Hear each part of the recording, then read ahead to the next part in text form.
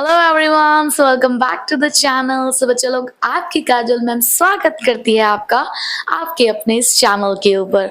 सो बच्चे, आज हमारी बिजनेस स्टडीज की क्लास है और हम कर रहे हैं chapter number 2, principles of management.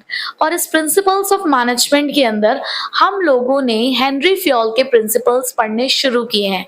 So last class में हम हेनरी फ्योल से भी मिले और हमने उनके 2 प्रिंसिपल्स के बारे में पढ़ा।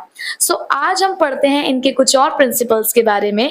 तो चलिए आज की क्लास को स्टार्ट करते हैं और देखते हैं कि आखिरकार और कौन से प्रिंसिपल्स हैं जो हमें हेनरी फ्योल ने बताए हैं।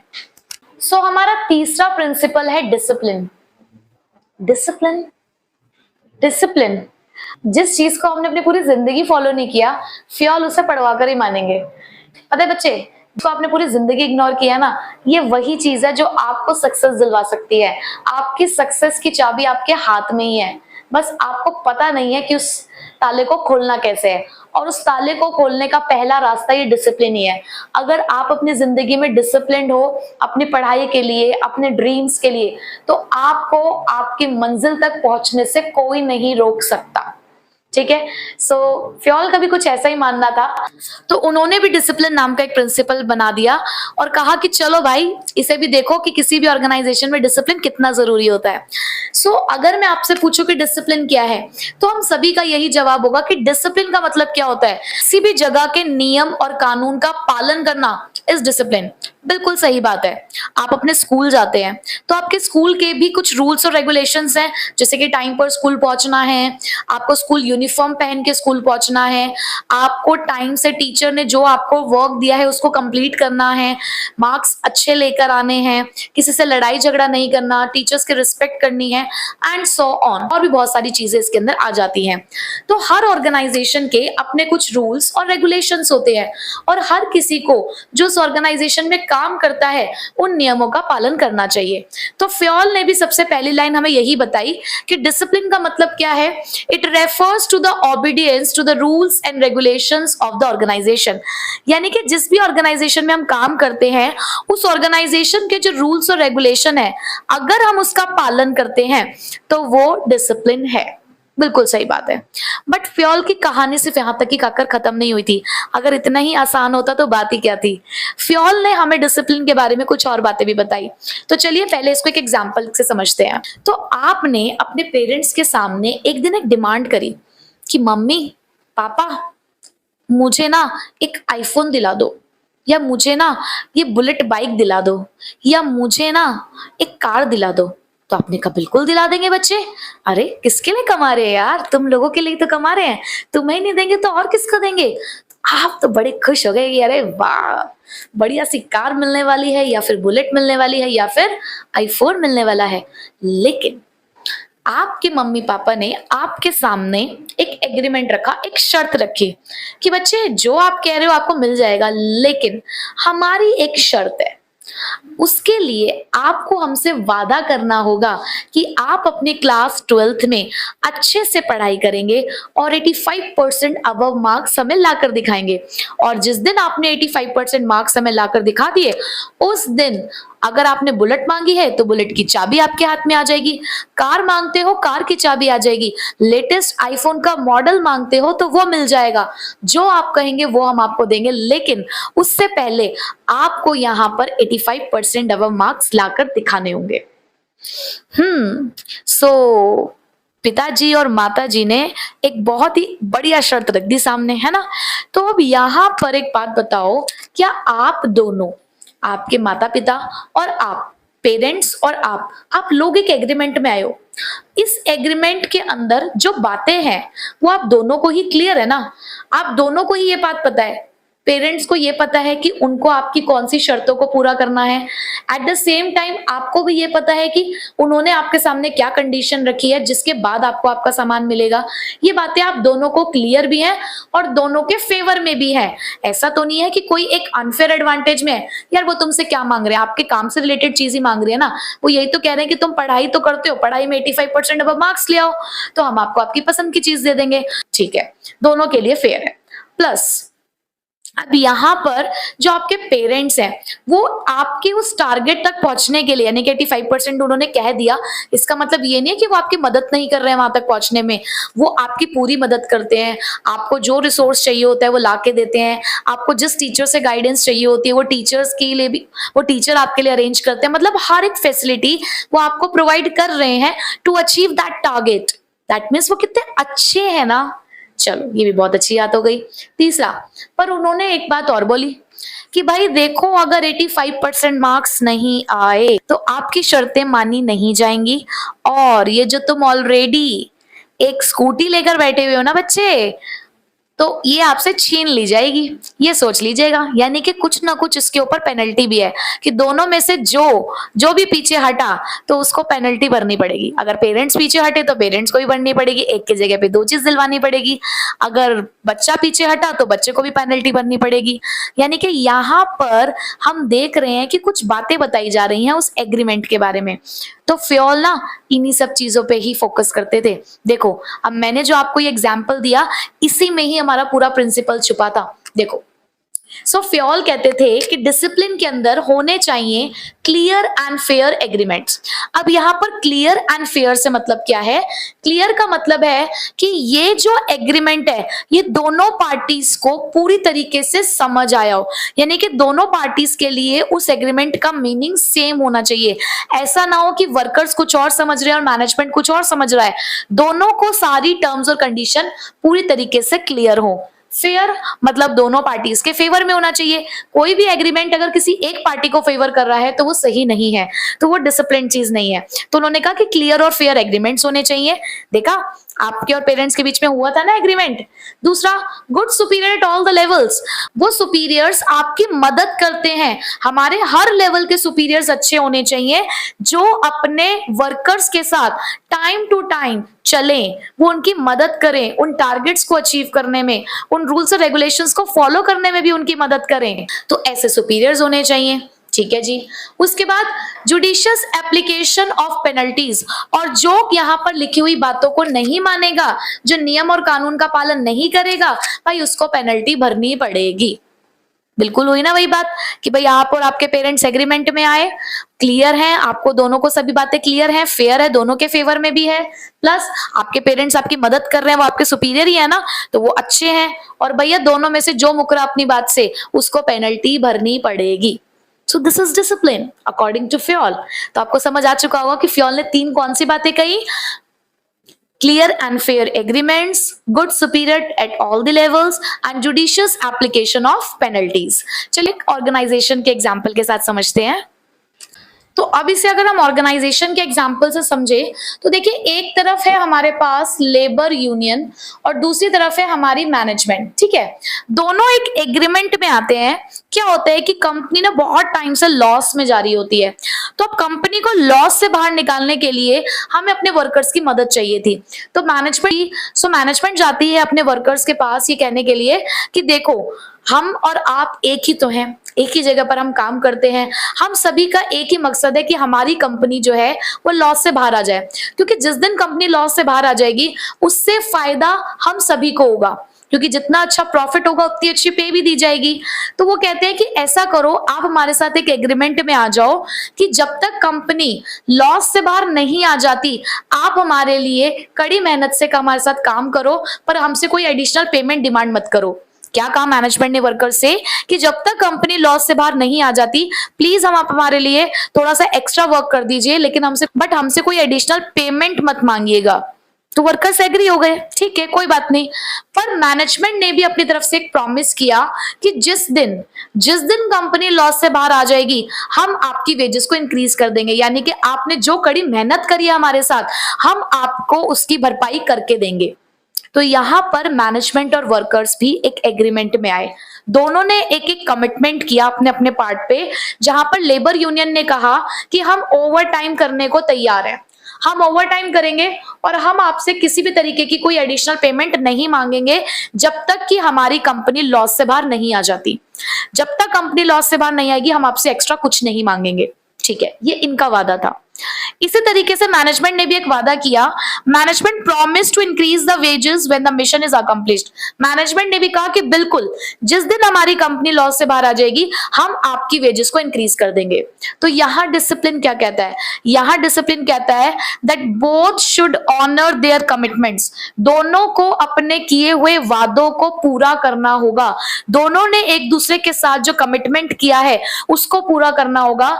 लेबर यूनियन अगर एक्स्ट्रा काम करेगी तो जब तक लॉस से बाहर नहीं आएगी तब तक एक्स्ट्रा पैसा नहीं मांगेगी, वहीं पर कंपनी जिस दिन लॉस से बाहर आ जाएगी उस दिन उनकी वेजेस को इंक्रीज कर देगी। तो this is also a part of discipline. तो आपने भी वादा किया अपने पेरेंट्स से 85% मार्क्स लेकर आएंगे और बदले में आपके पेरेंट्स ने भी वादा किया कि जो तुम कहोगे वही दिलाएंगे, तो आप दोनों को अपने वादों को पूरा करना होगा, यही आपका डिसिप्लिन है। ठीक है, सो अब इस डिसिप्लिन के पॉजिटिव इफेक्ट्स क्या हैं और इफेक्ट्स ऑन वायलेशन क्या होंगे।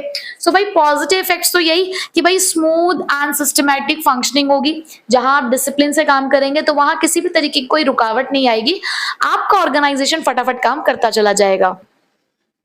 अच्छे रिश्ते होंगे मैनेजमेंट और वर्कर्स के बीच में, जब सभी अपना अपना काम कर रहे हैं बिना किसी लड़ाई झगड़े के कर रहे हैं, अपने अपने वादों को पूरा कर रहे हैं, तो एक अच्छा रिलेशनशिप बनेगा मैनेजमेंट और वर्कर्स के बीच में। मार्केट में बेटर रेपुटेशन बनेगी, भाई एक वर्कर जब बाहर जाके सब बातें बोलेगा तो आपकी कंपनी की एक अच्छी पहचान बनेगी ना, एक अच्छी गुडविल क्रिएट होगी, तो बेटर रेपुटेशन होती है। बट अगर आप डिसिप्लिन फॉलो नहीं करते हो, अगर किसी ऑर्गेनाइजेशन में डिसिप्लिन ही नहीं है, अब एक क्लास में मैं घुसी हूं पढ़ाने के लिए, मैं पढ़ा रही हूँ, सारे बच्चे बातें कर रहे हैं, कोई डिसिप्लिन ही नहीं है, मैं अपने वादे को पूरा करने के लिए खड़ी हूं कि मैं आपको अच्छे मार्क्स दिलवाऊंगी, उसके लिए मैं आपको पढ़ाऊंगी, मैं खड़े होकर पढ़ा रही हूं चाहे मेरे में हिम्मत है या नहीं है, मैं अपना वादा पूरा कर रही हूं, लेकिन आप सुनने को राजी नहीं हो, आप अपने पार्ट का डिसिप्लिन नहीं कंप्लीट कर रहे, अपने पार्ट का कमिटमेंट पूरा नहीं कर रहे, कि आप मुझे सुन ही नहीं रहे हो, तो यहां पर क्या मेरा टारगेट अचीव हो पाएगा? क्या ऐसे में काम हो पाएगा? नहीं हो पाएगा ना। तो जिस जगह पर डिसिप्लिन ना हो वहां कंफ्यूजन होता है, कियोस होता है, और जब लोग काम नहीं करते, सुनते नहीं है, तो डिले इन वर्क भी होगा। जब डिसिप्लिन नहीं होगा तो सब क्या होगा, अपने अपने हिसाब से काम करेंगे, तो डिले इन वर्क होगा, रिसोर्सेज का वेस्टेज होगा, और मार्केट में रेपुटेशन भी आपके ऑर्गेनाइजेशन की खराब हो जाएगी। ठीक है, so this is all about the principle of discipline. I hope आपको ये बहुत अच्छे से समझ आ चुका होगा, और अब आप इसके बाद इस डिसिप्लिन को अपनी जिंदगी में लाना शुरू करेंगे। ठीक है, सो बच्चे चलते हैं अब इसके नेक्स्ट प्रिंसिपल की तरफ। अब हमारा नेक्स्ट प्रिंसिपल है यूनिटी ऑफ कमांड। देखो जितने भी हमारे फ्योल के प्रिंसिपल्स हैं उनके नाम में ही उनका काम छुपा है। अब जैसे कि यहाँ पे उन्होंने बोला यूनिटी ऑफ कमांड, तो यूनिटी ऑफ कमांड क्या कहता है कि आपकी कमांड यानी कि ऑर्डर्स में यूनिटी होनी चाहिए, यानी कि जो भी इंस्ट्रक्शन दी जा रही है उसमें यूनिटी होनी चाहिए। अब बहुत साफ और सीधी सी बात है, इंस्ट्रक्शंस किसको दी जाती है, कौन किसको इंस्ट्रक्शन देता है? एक सुपीरियर अपने सबऑर्डिनेट को। तो एक ऑर्गेनाइजेशन में अलग अलग सुपीरियर्स हैं, तो अगर वो सुपीरियर्स एक सबऑर्डिनेट को अलग अलग इंस्ट्रक्शंस देंगे तो कहीं ना कहीं वो सबऑर्डिनेट कंफ्यूज हो जाएगा। तो इसीलिए फ्योल का कहना था कि कमांड में होनी चाहिए यूनिटी। नहीं समझे? चलो एक एग्जांपल से समझते हैं। देखो बच्चे क्या हुआ कि आपके पेरेंट्स ने आपको 1000 रुपीज दिए, ठीक है। अब आप कहेंगे मैडम घूम फिर के आप बहुत पैसों पर आती हो। बच्चे पैसे के बिना तो काम चलता ही नहीं है ना, तो पैसों पर आना ही पड़ता है। चलो सो आपके पेरेंट्स ने आपको 1000 रुपीज दिए। अब उस 1000 रुपए के लिए मम्मी ने एक अलग लिस्ट तैयार कर दी, पापा ने एक अलग लिस्ट तैयार कर दी। मम्मी कहती है कि इस 1000 रुपए से जो मैं कह रही हूं वही सामान आएगा, पापा कहते हैं नहीं जो मैंने कहा है वो आएगा। अब भाई आपके लिए तो दोनों बराबर ही है ना, आपके लिए तो आपके वो दोनों ही बड़े हैं। अब आप किसकी बात मानो? मम्मी की बात नहीं मानोगे तो मम्मी नाराज हो जाएंगी, पापा की बात नहीं मानोगे तो पापा नाराज हो जाएंगे। अब दोनों को नाराज नहीं कर सकते ना, तो फिर तुम क्या करोगे? या तो किसी का भी काम नहीं करोगे, उन 1000 रुपए से अपनी ही मौज कर लोगे, या कोई बीच का रास्ता निकालोगे। यानी कि कहीं ना कहीं तुमने दोनों में से किसी की बात नहीं मानी। क्यों? तुम्हें एक एक्सक्यूज मिल गया ना कि यार आप कुछ कह रही थी, पापा कुछ और कह रहे थे, मैं किसकी बात मानता, तो मैंने तो अपने दिल की बात मान ली और ये 1000 रुपए से मैं मौज कराया। देखा, अब ऐसी ऑर्गेनाइजेशन में भी होता है। अरे अपनी असल जिंदगी से जुड़ा ही ऑर्गेनाइजेशन, हम ही लोग तो जाके काम करते हैं वहां पे, तो जो हम अपनी असल जिंदगी में करते हैं वही हम अपने ऑर्गेनाइजेशन में कराते हैं जाके। सो देखो यूनिटी ऑफ कमांड क्या कहता है, सो यूनिटी ऑफ कमांड कहता है that there should be one and only one boss for every individual employee, यानी कि हर एक एम्प्लॉय के लिए, इंडिविजुअल एम्प्लॉय के लिए सिर्फ एक ही बॉस होना चाहिए, यानी कि एक काम से रिलेटेड इंस्ट्रक्शन एक इंडिविजुअल को सिर्फ एक ही बंदा दे। अब अलग अलग लोग आके उसे बातें कहते रहेंगे तो वो बंदा कंफ्यूज हो जाएगा ना यार, मुझे कोई डिसीजन लेना है, अब हर कोई आके मुझे अलग अलग राय देगा तो मैं तो कंफ्यूज हो जाऊंगी ना, फिर मैं किसकी सुनूंगी, अपने दिल की सुनूंगी। तो बस यहाँ पर भी वो यही कह रहे हैं कि एक सबऑर्डिनेट को ऑर्डर और इंस्ट्रक्शन भी सिर्फ एक ही बॉस से मिलने चाहिए। ठीक है, ओके। क्यों होना चाहिए ऐसा? ताकि डुअल सबऑर्डिनेशन को अवॉइड किया जा सके। This is the main point of this principle कि डुअल सबऑर्डिनेशन मतलब कि आपकी जवाबदेही दो अलग अलग सुपीरियर्स के लिए है, एक ही चीज के लिए आपको दो लोगों को रिपोर्ट करना पड़ रहा है, आप कंफ्यूज हो कि किसको कहें, क्या कहें, किसकी बात माने। तो डुअल सबऑर्डिनेशन को अवॉइड करना है and this is to prevent the confusion regarding the task to be done. और क्योंकि जब आपको एक ही बात से रिलेटेड दो अलग अलग लोग आके बातें कहेंगे तो आप कंफ्यूज हो गए ना यार कि काम को कैसे करना है। अब आपके स्कूल में आपके जो सब्जेक्ट टीचर्स हैं वो हर एक सब्जेक्ट का एक ही टीचर है ना, ऐसा तो नहीं होता ना कि एक ही सब्जेक्ट दो अलग अलग टीचर आके पढ़ाते हैं, कोई कुछ पढ़ा के चला जाता है तो कोई कुछ पढ़ा के चला जाता है, सेम चीज ही दो लोग पढ़ा रहे हैं, ऐसा तो नहीं होगा।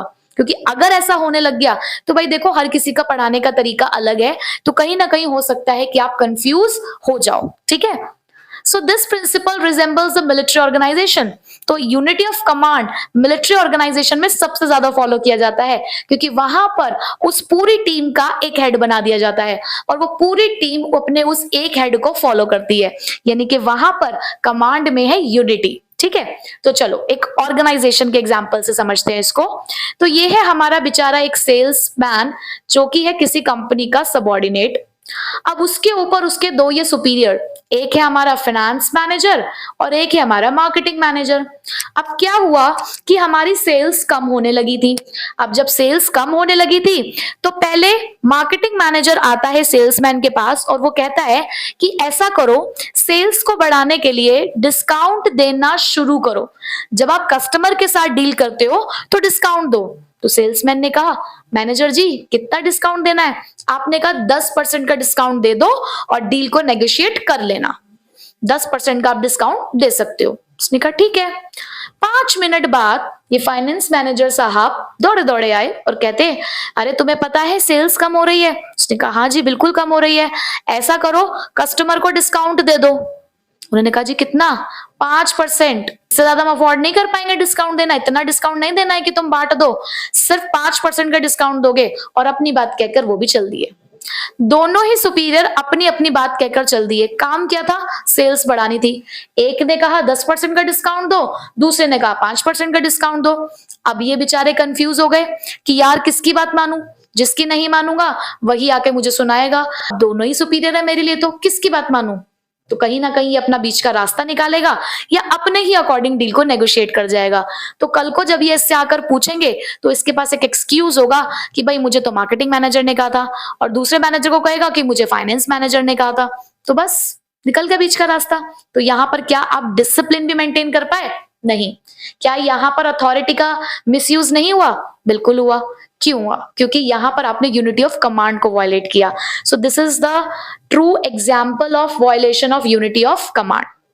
तो आई होप प्रिंसिपल तो समझ आ चुका है कि क्या कहता है ये प्रिंसिपल, कि एक इंडिविजुअल का बॉस एक ही होना चाहिए, नेट सिर्फ एक ही सुपीरियर से ऑर्डर रिसीव करे। तो इसके पॉजिटिव इफेक्ट्स क्या होंगे कि कोई कंफ्यूजन नहीं होगा, बेटर परफॉर्मेंस होगी, रिस्पॉन्सिबिलिटी फिक्स करना आसान है। बट इफेक्ट्स ऑन वायलेशन क्या होंगे? Authorities undermined. अब यहां आप दोनों के पास अथॉरिटी थी उससे ऊपर, लेकिन आपकी गलती की वजह से उसने अपनी अथॉरिटी का इस्तेमाल कर लिया, तो आपकी अथॉरिटी वीक पड़ गई वहां पर। क्यों? क्योंकि आपने उसके माइंड में कंफ्यूजन क्रिएट किया, इसलिए उसने बीच का रास्ता निकाला, उसके पास एक्सक्यूज है। अब डिसिप्लिन खतरे में आ जाता है। आप अगर इस तरीके से काम करते हो तो आपके यहाँ पे डिसिप्लिन कहाँ है?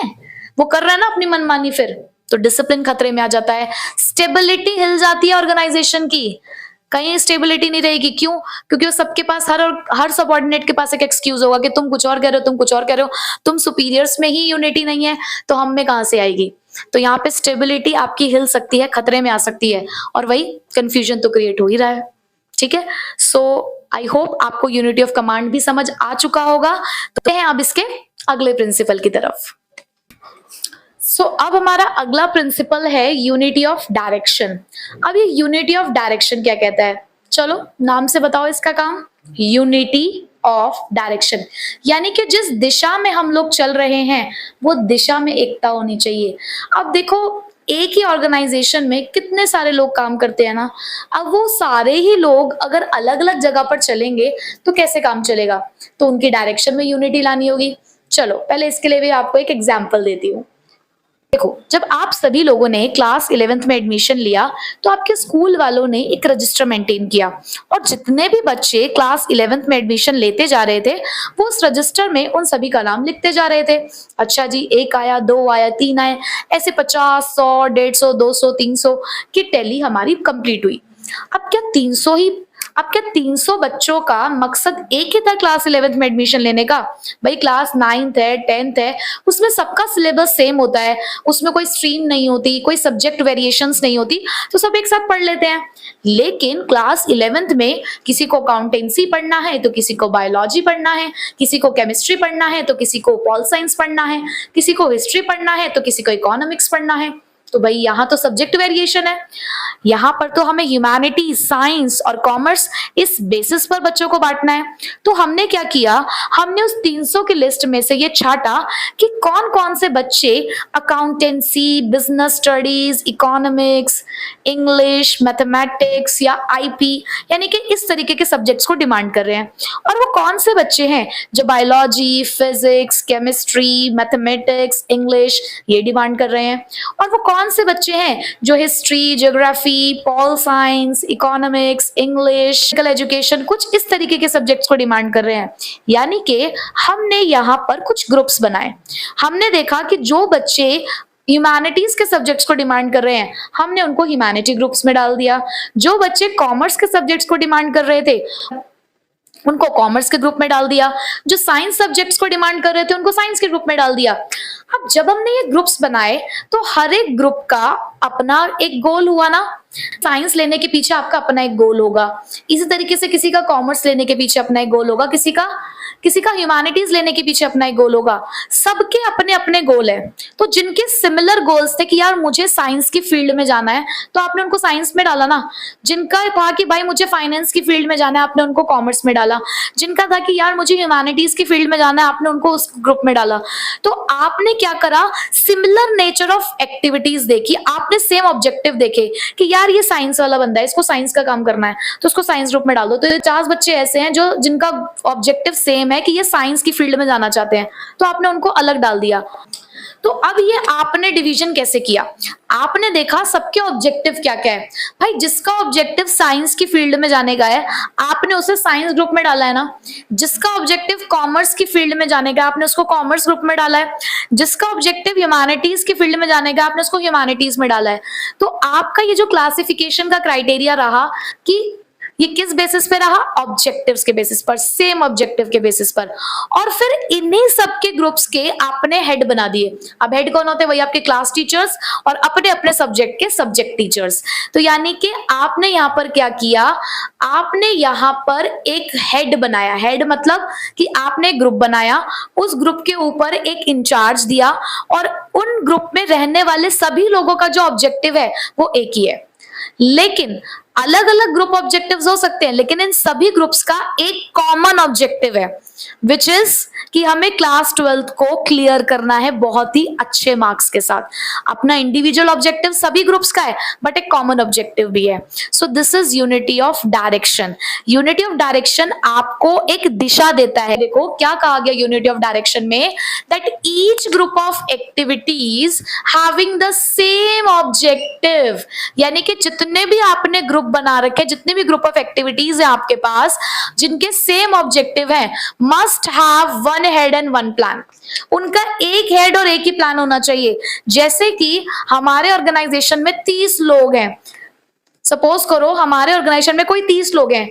अब वो 30 के 30 लोग कह रहे हैं कि मेरे को भी सेल्स का काम करना है, मेरे को भी सेल्स का काम करना है, मेरे को भी सेल्स का काम करना है। देखो ये रहे वो सारे लोग, ये कहता है मुझे भी सेल्स में मुझे भी सेल्स का काम आता है, ये भी कहता है, ये भी कहता है, ये भी कहता है, सब कह रहा है हमें सेल्स का काम आता है। तो हमने कहा जी आ जाओ, हमारा ऑब्जेक्टिव क्या है, हम सभी का ऑब्जेक्टिव है कि हमें सेल्स को 10% से इंक्रीज करना है। तो भाई हमारे ग्रुप का नाम हो गया अब सेल्स डिपार्टमेंट। हमारा एक गोल था, एक प्लान है कि हमें 10% से सेल को इंक्रीज करना है। अब ये सारे कह रहे थे ना कि यार हमें सेल्स करनी है, हमें सेल्स करनी है, हमें सेल्स करनी है। हमने कहा आ जाओ फिर एक डिपार्टमेंट बना लेते हैं, ग्रुप बना लेते हैं, और उस ग्रुप का नाम क्या रख दिया गया फिर, sales department. So this is unity of direction, कि इन सभी को अब एक कॉमन डायरेक्शन मिल गई कि क्योंकि ये इस डिपार्टमेंट में घुस गए और इस डिपार्टमेंट में आते हैं, सबका ऑब्जेक्टिव सेम हो गया कि भाई हम सबको सेल्स को 10% से इंक्रीज करना है, तो one head should have one plan.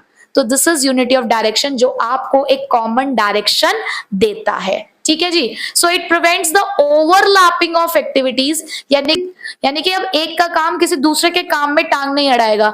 अगर मैं यहीं पे सारे साइंस, कॉमर्स, ह्यूमैनिटी के बच्चों को एक साथ बिठा देती, कहती थी पढ़ाओ, तो भाई किसी की भी पढ़ाई नहीं हो पाती, बच्चों की आती मौज, लेकिन टीचर्स हो जाती परेशान कि किसको कैसे क्या पढ़ाएं।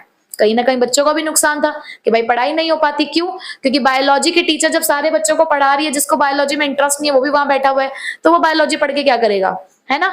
तो यहाँ पर ओवरलैपिंग होती, एक का काम दूसरे के काम को रोकता, है ना। तो अगर यूनिटी ऑफ डायरेक्शन है तो कोई ओवरलैपिंग नहीं, सबकी पढ़ाई देखो अलग अलग चल रही होती है ना, हर क्लास में अपनी अलग अलग पढ़ाई चल रही है। उसके बाद this ensures the unity of action, इससे क्या होता है, सबके काम में यूनिटी भी आती है और कोऑर्डिनेशन भी बना रहता है। And it avoids the duplication of efforts, और इस तरीके से जो हमने ग्रुप्स बांट दिए तो एक ही काम बार बार नहीं हो रहा है, एक ही काम बार बार नहीं हो रहा है। अब हम पढ़ाने बैठे कि अच्छा हमें पता चला 2 बच्चे कॉमर्स के, हमने उसको पढ़ा दिया, थोड़ी देर बाद 2 बच्चे और उठ के आए, हमें फिर उन्हें पढ़ाना पड़ रहा है। हमें पता चल गया ना 100 बच्चे कॉमर्स के, हमने एक साथ बिठाए पढ़ा दिए। हमें पता है 50 बच्चे कॉमर्स के, हमने एक साथ ग्रुप बनाया, बट बिठा के पढ़ा दिया। एक काम को एक ही बार हम कर रहे हैं, तो डुप्लीकेशन ऑफ एफर्ट्स नहीं होते। ठीक है। सो देखो जरा, सपोज करो कि कोई एक एबीसी मोटर लिमिटेड है, उनके यहाँ कार्स और मोटरसाइकिल्स दोनों बनती हैं। अब देखो दोनों को बनाने का मेथड अलग है, तो उन्होंने क्या किया कि दोनों के अलग अलग डिविजन्स बना दिए, दोनों को अलग अलग कर दिया, दोनों को उनके अपने रिसोर्स दे दिए, दोनों को ही अपने स्टाफ दे दिया, अपना सारा मटेरियल दे दिया, यानी कि बिल्कुल अलग कर दिया। एक का काम दूसरे के काम में टांग नहीं अड़ा रहा, कोई ओवरलैपिंग नहीं हो रही, कोई डुप्लीकेशन नहीं हो रहा। तो इस तरीके से ऑर्गेनाइजेशन में यूनिटी ऑफ डायरेक्शन को फॉलो किया जाता है। अब फायदे क्या हैं भाई? देखो फायदा तो यही होगा कि यूनिटी ऑफ एक्शन आता है, कोऑर्डिनेशन आता है, गोल्स अचीव हो जाते हैं। बट अगर फॉलो नहीं करते हो तो क्या होगा? डुप्लीकेशन ऑफ एफर्ट्स होंगे, रिसोर्सेज की वेस्टेज होगी, क्योंकि अगर डुप्लीकेशन होगा तो वेस्टेज तो होगी, लैक ऑफ कोऑर्डिनेशन होगा, ओवरलैपिंग ऑफ एक्टिविटीज होंगी। तो ये सारे के सारे इसके इफेक्ट्स ऑन वायलेशन हो सकते हैं। ठीक है। तो ये प्रिंसिपल्स थोड़े इजी से हमारे, कहीं ना कहीं हो सकता है आप लोगों को ये लग रहा हो कि बहुत आराम से हम पढ़ रहे हैं। इसका रीजन ये है कि देखो हम पहली बार पढ़ रहे हैं, मैं चाहती हूँ कि पहली बारी में ही आप ऐसा समझ लो कॉन्सेप्ट को कि आपको पूरे साल ये याद रहे और इवन आगे तक याद रहे, क्योंकि आगे तक ही आपके काम आने वाले हैं। तो कोई बात नहीं, slowly and steadily we will win the race, we will definitely win the race. तो कोई बात नहीं, हम धीरे धीरे चल रहे हैं, लेकिन हम इस रेस को जरूर जीतेंगे। तो चलिए अब हम चलते हैं इन दोनों के डिफरेंसेस की तरफ। तो चलिए अब मैं आपको बताने वाली हूँ यूनिटी ऑफ डायरेक्शन और यूनिटी ऑफ कमांड में डिफरेंस क्या है। सो अब पढ़ते हैं difference between the unity of command and unity of direction. कई बार बच्चा जब केस स्टडी कर रहा होता है तो कंफ्यूज हो जाता है कि यूनिटी ऑफ कमांड के बारे में बात हो रही है या यूनिटी ऑफ डायरेक्शन। देखो बच्चे, आपको बहुत ही एक क्लियर डिफरेंस रखना है दोनों के बीच में कि यूनिटी ऑफ कमांड इंस्ट्रक्शंस के बारे में बात करता है कि जहां पर हम ये देख रहे हैं कि एक सबऑर्डिनेट कितने नंबर ऑफ सुपीरियर से ऑर्डर रिसीव कर रहा है। वहीं पे जब हम यूनिटी ऑफ डायरेक्शन की बात करेंगे तो हम यहाँ पर देखेंगे कि हमारे यहाँ पर नंबर ऑफ एक्टिविटीज जितनी भी है उनका प्लान क्या है। क्या वो एक ही हेड है उनका, क्या उनका एक हेड और एक ही प्लान है, यानी कि क्या वो डिपार्टमेंट्स में ग्रुप हुए हुए हैं या नहीं। ठीक है। तो इस डिफरेंस से आपका जो थोड़ा बहुत और कंफ्यूजन था वो भी अब दूर हो जाएगा। देखो बच्चे, मीनिंग हम ऑलरेडी वैसे भी डिस्कस कर चुके हैं, तो मेन चीज देख लेते हैं क्या कि यूनिटी ऑफ कमांड कहता है that subordinate should receive order from one and only one boss, यानी कि एक ही बॉस से वो ऑर्डर रिसीव करे और एक ही बॉस को वो अकाउंटेबल हो। यूनिटी ऑफ डायरेक्शन वहां पर कहता है one head and one plan for group of activities having same objective, कि अगर हमारा ऑब्जेक्टिव सेम है तो हमारा प्लान एक है, अगर हमारा ऑब्जेक्टिव सेम है तो हम one head and one plan की पॉलिसी को फॉलो करेंगे, यानी कि हम उस एक्टिविटीज को क्या कर देंगे, ग्रुप कर देंगे under a same department. Okay, उसके बाद एम क्या है, एम है कि भाई हमें यहाँ पे डुअल सबऑर्डिनेशन अवॉइड करना है, हम नहीं चाहते कि हमारा एक सबऑर्डिनेट सेम काम के लिए दो अलग अलग सुपीरियर्स को जवाब दे, क्योंकि ऐसे में उसके माइंड में कंफ्यूजन अराइज होता है। और यहाँ पर हम प्रिवेंट करते हैं ओवरलैपिंग ऑफ एक्टिविटीज को, कि किसी भी तरीके से जो एक्टिविटीज है एक की एक्टिविटी दूसरे की एक्टिविटी के आड़े ना आए। अब भाई हमने सेल्स डिपार्टमेंट बनाया तो सेल्स डिपार्टमेंट को हमने कहा आपको सेल इंक्रीज करने का काम करना है सिर्फ, हम प्रोडक्शन डिपार्टमेंट को कहते हैं आपका काम सिर्फ प्रोडक्शन को इंक्रीज करने का है, हम मार्केटिंग डिपार्टमेंट को कहते हैं आपको ज्यादा से ज्यादा मार्केटिंग करनी है, ज्यादा से ज्यादा प्रमोशन करना है हमारे प्रोडक्ट का। तो सबके अपने अपने ऑब्जेक्टिव्स हैं, लेकिन एक डिपार्टमेंट में जितने भी लोग काम कर रहे होंगे उन सभी का ऑब्जेक्टिव लेकिन एक ही होगा, ठीक है। तो एक का काम किसी दूसरे के काम के आगे नहीं आएगा। इम्प्लीकेशन, क्या इफेक्ट होता है, ऑफ कमांड सिर्फ उस इंडिविजुअल एम्प्लॉय को अफेक्ट कर रहा है जिसको डुअल सबऑर्डिनेशन फेस करना पड़ रहा है, यानी कि अगर कभी यूनिटी ऑफ कमांड फॉलो नहीं किया जाता तो सिर्फ एक इंडिविजुअल पे उसका फर्क पड़ता है, बट अगर यूनिटी ऑफ डायरेक्शन फॉलो नहीं किया जाएगा तो पूरे ऑर्गेनाइजेशन को सफर करना पड़ेगा। क्यों? क्योंकि वहां पर पूरा ऑर्गेनाइजेशन इन्वॉल्व है अलग अलग ग्रुप्स के रूप में, तो कहीं ना कहीं यूनिटी ऑफ डायरेक्शन का इंपैक्ट ज्यादा है हमारे ऑर्गेनाइजेशन पे, ठीक है। तो ये था डिफरेंस यूनिटी ऑफ कमांड और यूनिटी ऑफ डायरेक्शन का, कि यहाँ पर सिंगल पर्सन से ऑर्डर रिसीव करने के बारे में बात हो रही है, यहाँ पर ग्रुप्स बनाने के बारे में बात हो रही है अगर आपका सिमिलर एक्टिविटी है तो। यहाँ पर डुअल सबऑर्डिनेशन को अवॉइड किया जा रहा है, यहाँ ओवरलैपिंग ऑफ एक्टिविटीज को। ये सिर्फ एक इंडिविजुअल को अफेक्ट करता है तो ये पूरे ऑर्गेनाइजेशन को, ठीक है। सो आई होप आपको आज के तीनों प्रिंसिपल्स बहुत अच्छे से समझ आ चुके होंगे और आप इसके नोट्स भी प्रॉपर मेंटेन कर रहे होंगे। अगर आपके पास कुछ केस स्टडी के क्वेश्चंस है रेफरेंस बुक में तो उसे भी सॉल्व कीजिएगा, बाकी मैं तो प्रैक्टिस कराऊंगी ही। सो बच्चे मिलते हैं आप लोगों से नेक्स्ट वीडियो में इनके आगे के प्रिंसिपल्स के साथ। So till then take care, bye bye.